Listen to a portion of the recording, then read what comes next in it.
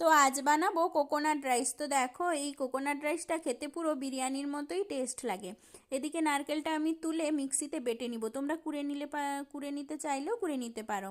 আর তারপরে আমি কুকারে দিয়ে দিলাম তেল আর একটু গরম মশলা, তেজপাতা দিয়ে তারপরে দিয়ে দিলাম অনিয়ন আর জিঞ্জার গার্লিক পেস্ট, তারপরে দিয়ে দিলাম টমেটোটা। তো ভালো করে মশলাটাকে কষাতে হবে। কষানোর পরে আমি দিয়ে দিলাম একটু মটরশুঁটি, তোমরা দিলেও দিতে পারো, না চাইলে নাও দিতে পারো, গাজরও দিতে পারো।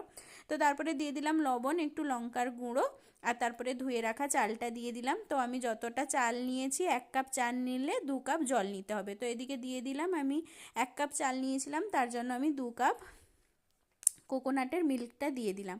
কোকোনাট মিল্ক বের করে রেখেছিলাম, তো সেটা দিয়ে দিলাম। আর তারপরেই আমি 3টা সিটি মারতেই রেডি হয়ে গেল আমাদের লাঞ্চ। তোমাদের কেমন লাগলো আমাদের আজকের লাঞ্চটা একটু কমেন্ট করে বলো। Tata, bye bye.